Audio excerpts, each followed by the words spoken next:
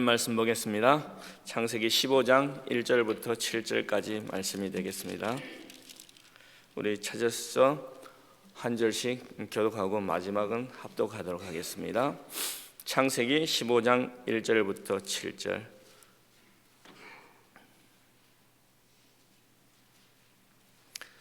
이후에 여호와의 말씀이 한상 중에 아브라함에게 임하니 이르시되 아브라함아 두려워하지 말라. 나는 내 방패요 너의 지극히 큰 상급이니라.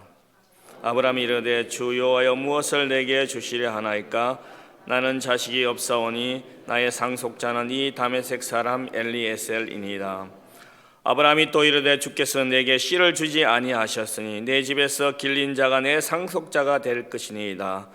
여호와의 말씀이 그에게 임하여 이르시되 그 사람이 내 상속자가 아니라 내 몸에서 날 자가 내 상속자라 되리라 하시고 그를 이끌고 밖으로 나가 이르시되 하늘을 우러러 무뼈를 셀 수 있나 보라. 또 그에게 이르시되 내 자손이 이와 같으리라.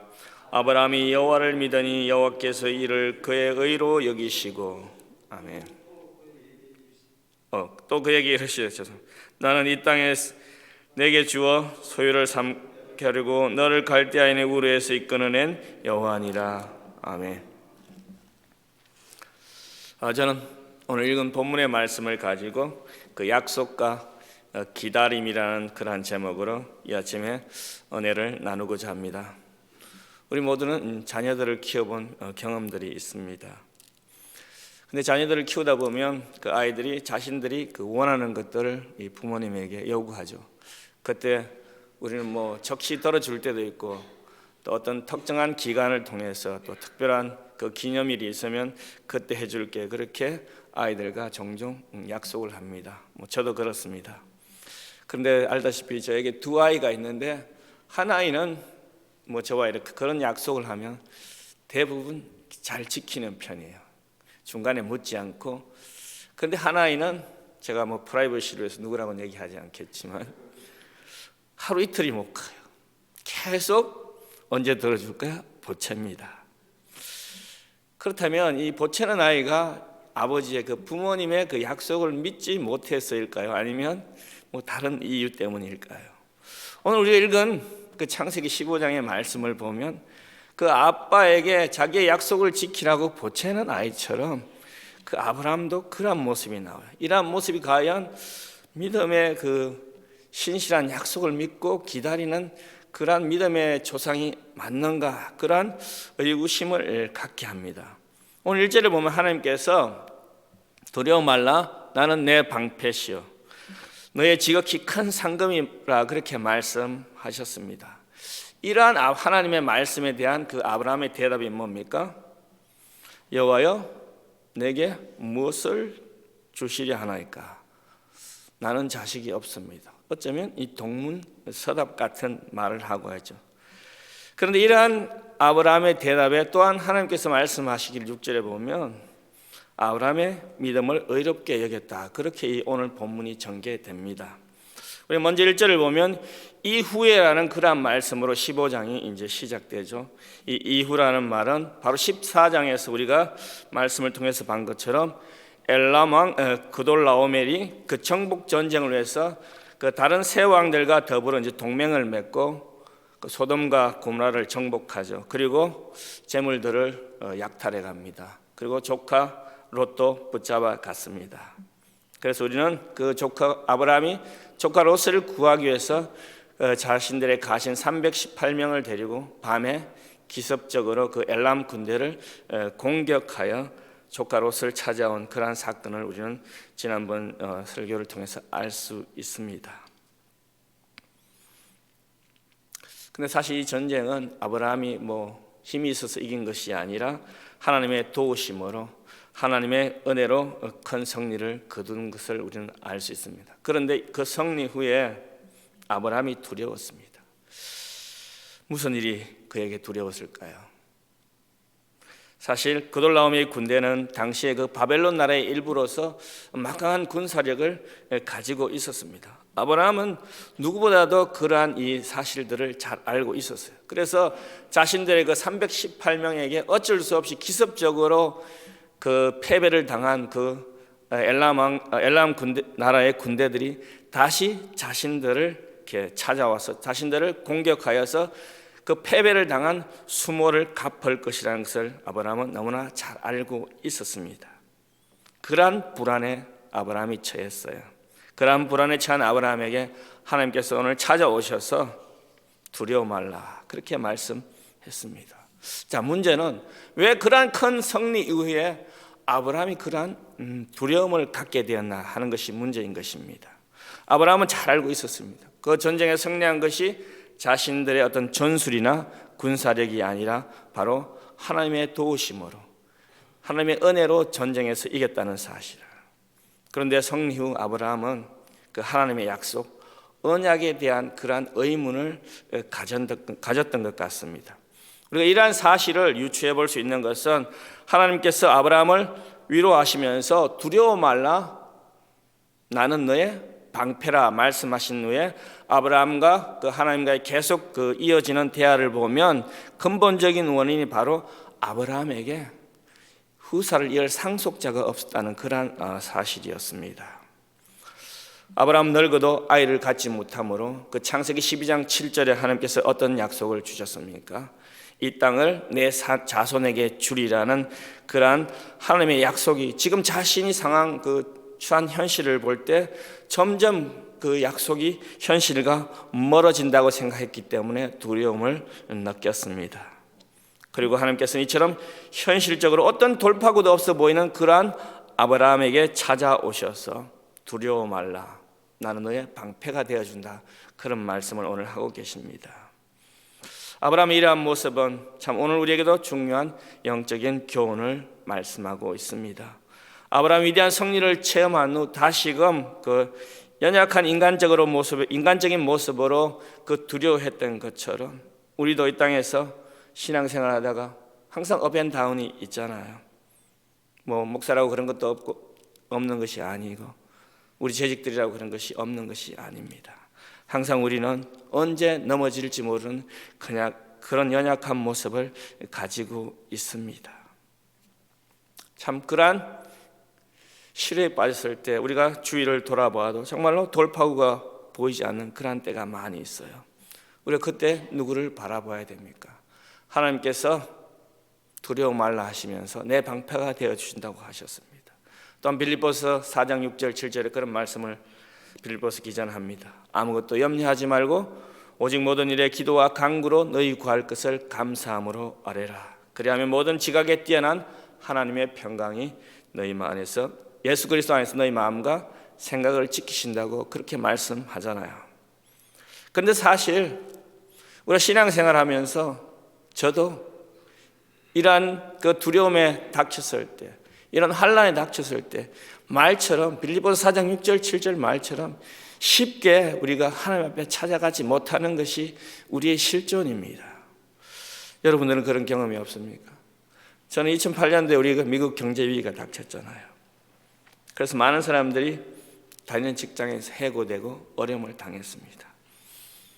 사실 저도 그때 그 해고당한 그 아픈 기억이 있습니다. 지금 살고 있는 집에 이사 갔을 때 1년도 안 됐어요. 새로 집을 샀죠. 아이들도 어리죠. 당장 해고되니까 다음 달 그 렌트비가 없더라고요. 참 쉽지 않습니다. 그래서 실망과 좌절과 참 인간적으로 여러 가지 고민에 번민에 휩싸여서 좌절에 빠져 있었을 때 또 마침 그때 한국에 계신 저희 아버님께서 오셨어요. 그러한 저의 모습을 보고 야 임마 목사 아들이 전도사라는 녀석이 하나님께 내가 기도하지 못하고 그렇게 좌절과 실망하는 모습을 보인다고 되게 제가 혼난 기억이 있습니다. 그리고 제가 지금 인터뷰한 회사에 아버지하고 같이 가서 인터뷰한 그런 기억이 납니다. 자, 우리는 누구든 이 땅을 살면서 신앙적으로도 또 연관이 있든 그냥 생활적으로 뭐 연관이 있든 없든 간에 우리는 여러 가지 어려운 상황에 처할 수가 있습니다. 그때 중요한 것은 우리가 혼자 고민하지 말고 그 누구를 찾아가는가, 그것이 중요한 것이에요. 우리는 하나님을 찾아가야 되는 것입니다. 우리가 하나님 아버지를 찾아갈 때 하나님 아버지께서는 아브라함의 이름을 부르시면서 그를 위로하신 동일한 말씀, 두려워하지 말라, 내가 너의 방패가 되어준다는 그러한 말씀을 우리에게도 주실 것입니다. 그래서 예수님은 너희는 마음에 근심하지 말라. 하나님을 믿으니 또 나를 믿으라. 저는 이러한 하나님의 음성이 오늘 우리의 삶에도 들려지기를 원합니다. 오늘 본문을 보면 하나님께서 아브라함에게 말씀으로 찾아오셨다고 했습니다. 말씀으로 찾아오신 하나님께서는 아브라함에게 두려워하지 말라라고 하셨어요. 성경에서 그 두려워하지 말라라는 오늘 단어가 사실은 성경 15장에 처음으로 나타납니다. 그런데 그 두려워하지 말라라는 그 단어가 15장에 마친 것이 아니라 여전히 오늘날까지도 감사하게도 그 하나님께서는 우리의 삶에 우리가 어려운 일을 당할 때 두려워하지 말라라고 그렇게 우리를 위로하고 있습니다. 우리가 감사해야 될 것은 그 두려워하지 말라는 말씀이 오늘 본문 그리고 나의 삶에도 계속 이어지고 있다는 그러한 사실입니다. 앞에서 말씀드린 것처럼 아브라함이 두려워할 수밖에 없던 여러 가지 이유들이 있었습니다. 이러한 두려움으로 인하여 하나님의 약속에 대한 말씀을 아브라함은 100% 신뢰하지 못했어요. 그야말로 0.1% 불신으로 인하여 아브라함의 삶에는 두려움이 찾아왔던 것입니다. 두려움으로 인하여 물속에 빠진 베드로에게 주님께서는 뭐라고 말씀하셨습니까? 믿음이 적은 자여 왜 의심하느냐 그렇게 책망하지 않았습니까? 그러면서 주님께서는 내 버려두신 것이 아니라 내니 두려워 말라 나다 그렇게 말씀하셨어요. 베드로에게 말씀하신 것과 같이 하나님은 아브라함을 향해 찾아오셔서 두려워 말라 그렇게 말씀하셨습니다.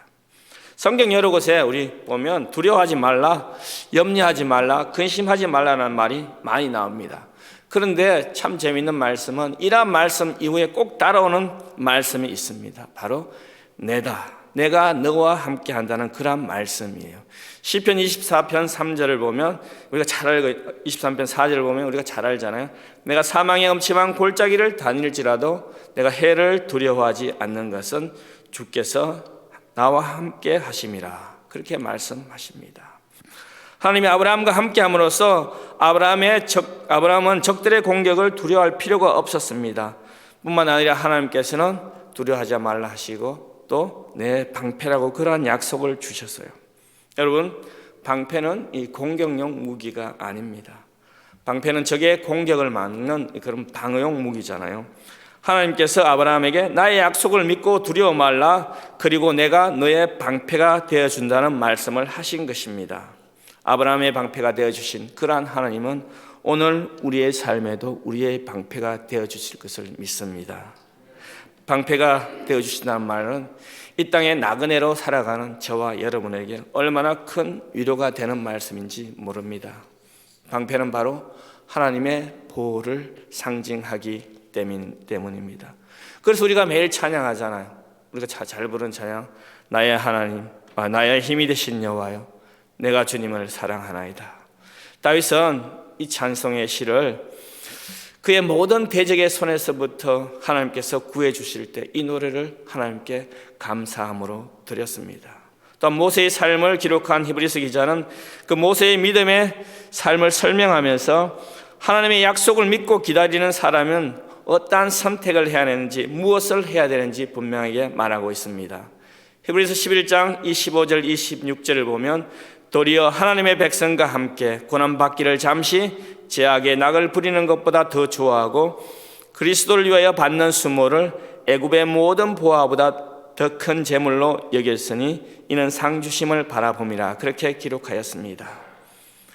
히브리서 기자는 세상의 불의로 인한 기쁨보다는 그리스도를 위한 고난에 참여하라는 그렇게 믿음을 가진 사람은 그러한 것들을 지키라는 것입니다. 세상이 주는 기쁨은 환난과 시련이 다가올 때 우리 자신들을 보호해 줄 방패가 되지 못합니다. 저는 요즘 한국 정치를 보면서 이 말씀이 얼마나 실감 있게 전해오는지 모르겠어요. 권력이 방패가 되어줍니까? 부가 방패가 되어줍니까? 명예가 방패가 되어줍니까? 가족이 방패가 되어주나요? 부모가 방패가 되어주지 못합니다. 이 세상에서 우리를 지킬 수 있는 안전한 방패는 아무것도 없습니다. 그럼 가장 안전한 방패가 무엇입니까? 바로 여호와 하나님입니다. 하나님의 시편 34편 7절에서 여호와의 천사가 주를 경외하는 자를 둘러친 진을 치고 그들을 건지시는도다. 너희는 여호와의 선하심을 맛보아 알지어다. 그에게 피하는 자는 복이 있다. 저는 여러분들이 복된 사람이기를 바랍니다. 주님이 밤낮으로 우리를 보호해 준다는 말씀인 것입니다. 그러므로 우리는 행복할 수 있는 것입니다. 신명기 33장 9절을 보면 모세가 가나안 땅 들어가기 전에 느보산에서 이스라엘 백성들 앞에서 마지막 고별 설교를 하였죠. 그러면서 이스라엘 백성들에게 너는 행복자로다. 여호와의 구원을 너같이 얻은 백성이 누구뇨? 그는 너를 돕는 방패시요 라고 그렇게 신명기 기자는 말씀하였습니다. 하나님이 있기에 우리가 바로 행복한 것입니다. 하나님이 한란 많은 나의 삶 가운데 그 방패가 되어주기 때문에 우리가 행복한 것이 아닙니까? 정말 하나님께서 방패가 되어주기 때문에 이 어려운 이민의 삶을 살면서 우리가 행복한 것이 아닙니까? 참 저는 요즘 너무나 사실 행복해요. 육체적으로는 좀 힘들지 몰라도 말씀을 가르치고 또 어른들과 성경 공부하면서 일하는 삶이 요즘 저는 너무나 행복해요. 어려울 때 하나님이 나의 방패가 되어주는 그러한 삶이 제 고백에 있기 때문에 저는 너무나 행복합니다. 바라고 교회는 여러분도 정말로 하나님이 방패가 되어주셔서 여러분의 삶이 어렵지만 힘들지만 행복한 삶이 되기를 주님의 이름으로 축원드립니다. 두려움 말라. 그리고 내가 너의 방패가 되어준다는 하나님의 말씀에 그 반응한 아브라함의 대답은 무엇이었습니까? 우리가 영어로 흔히 쓰는 표현처럼 So what? 그래 어쩌란 말이야. 바로 그러한 대답이 아브라함의 대답이었어요. 어쩌란 말입니까? 나는 자식이 없는데. 이게 아브라함의 대답이었습니다. 아브라함, 나는 내 방패요 지극히 큰 상급이라는 그러한 말씀을 들었을 때 자신에게는 후사를 이어줄 그 자손이 없다는 그러한 시로에 빠졌습니다. 그래서 So what? 그렇게 말씀하신 거예요. 창세기 12장에서 하나님이 약속하신 그 자손의 축복을 아브라함은 의심 없이 믿었습니다. 그렇지만 오늘 15장에서는 하나님의 약속에 대한 그 걱정과 근심이 있었어요. 아브라함이 주 여호와여 무엇을 내게 주시니까 이러한 질문을 하였다고. 사실 우리는 아브라함이 그 믿음 없었다고 우리는 아브라함을 이렇게 정죄할 수는 없을 것입니다. 이러한 아브라함의 질문에 하나님은 전혀 신경 쓰지 아니하고 내 몸에서 날짜가 내 상속자가 되리라 하시고 그를 이끌고 밖으로 나가 이르시되 하늘의 무뼈를 보여주시면서 셀 수 있나 보라 그렇게 말씀하셨습니다.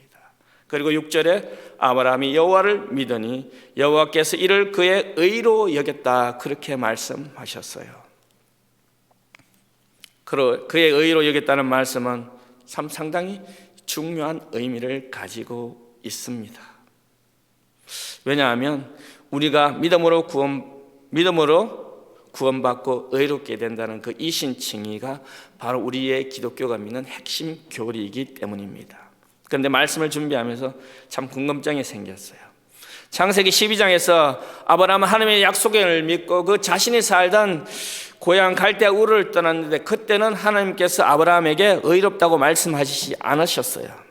오늘 믿음 없는 그러한 아담의 행동, 믿음 없는 것처럼 그러한 행동을 보인 아브라함에게는 하나님께서 의롭다 그렇게 칭하셨습니다. 그럼 12장에 믿는 하나님과 그 15장에 나타난 아브라함의 믿음이 뭐가 달라진 걸까요?